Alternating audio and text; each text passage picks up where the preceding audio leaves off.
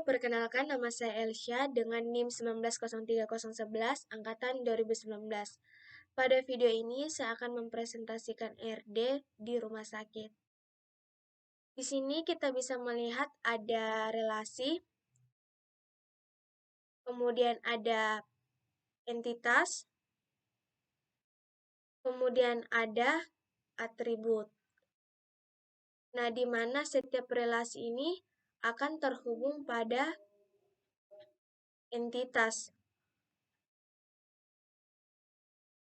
Contohnya seperti TP2RJ, di mana TP2RJ ini mempunyai atribut ID pendaftaran, nama pasien, nama ruangan, nama petugas, tanggal kunjungan, dan nomor antrian.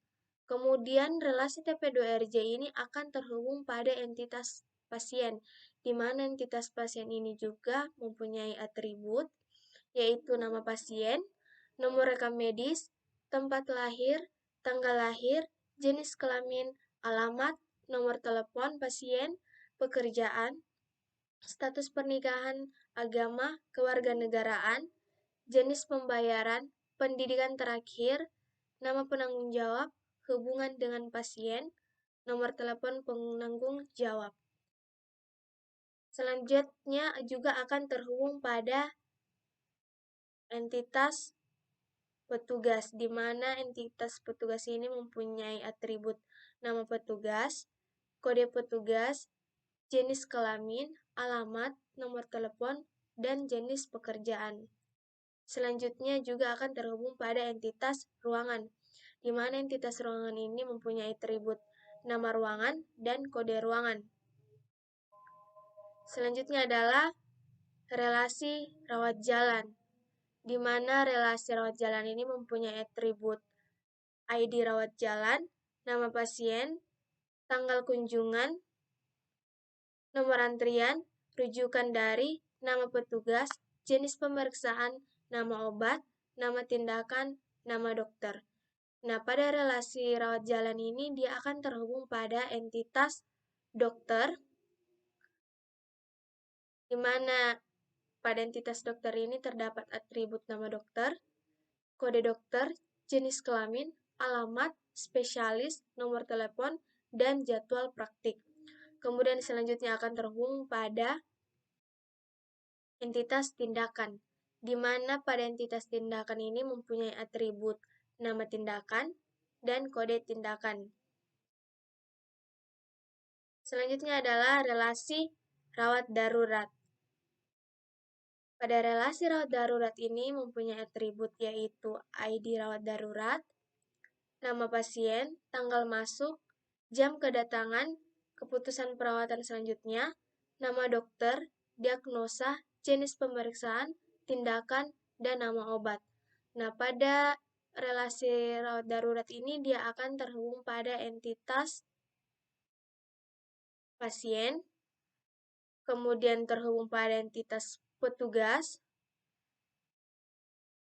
Di sini kita bisa melihat atribut pada pasien dan petugas.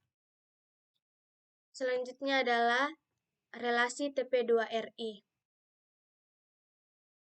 di mana relasi TP2RI ini mempunyai atribut yaitu ID TP2RI, nama pasien, nama ruangan, rujukan dari, rujukan ke, tanggal masuk. Nah, untuk relasi TP2RI ini, dia akan terhubung pada entitas dokter, kemudian terhubung pada entitas petugas, kemudian terhubung pada entitas ruangan, selanjutnya akan terhubung juga pada entitas diagnosa, di mana pada entitas diagnosa ini terdapat nama diagnosa utama, nama diagnosa sekunder. Selanjutnya juga akan terhubung pada entitas tindakan. Selanjutnya pada relasi rawat inap ini, dia juga akan terhubung pada relasi ruang jenazah jika pasien dinyatakan meninggal dalam perawatan. Kemudian ada relasi pemeriksaan penunjang, di mana relasi pemeriksaan penunjang ini mempunyai atribut kode lab, nama pemeriksaan, nomor rekam medis, tanggal pemeriksaan, tanggal ambil hasil pemeriksaan. Kemudian dia akan terhubung pada entitas pasien,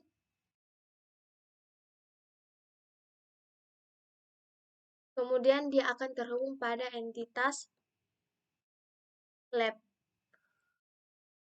di mana pada entitas lab ini mempunyai atribut nama lab, jenis pemeriksaan, dan kode lab. Selanjutnya adalah relasi operasi, di mana pada relasi operasi ini mempunyai atribut ID ruangan operasi, tanggal operasi, jam mulai, jam selesai, nomor rekam medis, dokter, nama petugas, jenis anestesi, nama operasi, dan hasil operasi. Kemudian akan terhubung pada entitas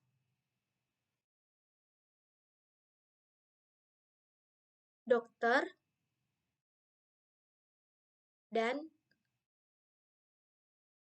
entitas ruang operasi, di mana pada ruang operasi ini terdapat atribut nama ruangan operasi dan kode ruang operasi.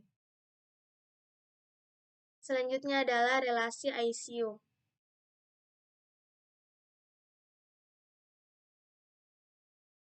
di mana pada relasi ICU ini terdapat atribut ID ICU, nomor rekam medis, tindakan, petugas, tanggal keluar, tanggal masuk, lab tujuan, keterangan operasi. Di mana pada relasi ICU ini akan terhubung pada relasi lainnya,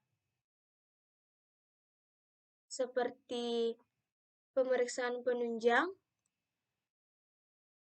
jika pasien diharuskan untuk melakukan pemeriksaan penunjang seperti di lab, kemudian juga relasi ICU ini akan terhubung pada ruangan jenazah jika pasien sudah dinyatakan meninggal. Selanjutnya adalah relasi apotik. Pada relasi apotik ini terdapat atribut ID apotik, nomor rekam medis, nama obat, jumlah obat, tanggal transaksi. Di mana relasi apotik ini akan terhubung pada entitas petugas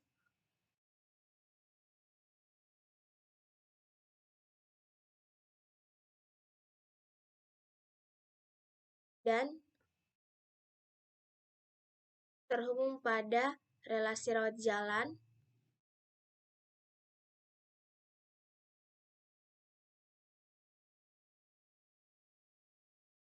Selanjutnya adalah relasi apotik, di mana relasi apotik ini terdapat atribut ID apotik, nomor rekam medis, nama obat, jumlah obat, tanggal transaksi. Kemudian apotik ini akan terhubung pada entitas petugas. Selanjutnya adalah relasi ruang jenazah, di mana pada relasi ruang jenazah ini terdapat atribut ID ruang jenazah, tanggal kematian, jam kematian, tanggal pemeriksaan, asal perawatan, dan nama petugas. Nah, di mana pada relasi ruang jenazah ini dia akan terhubung pada entitas ruangan, di mana di entitas ruangan ini terdapat atribut nama ruangan dan kode ruangan. Sekian dari saya, semoga video ini dapat bermanfaat untuk kita semua. Terima kasih.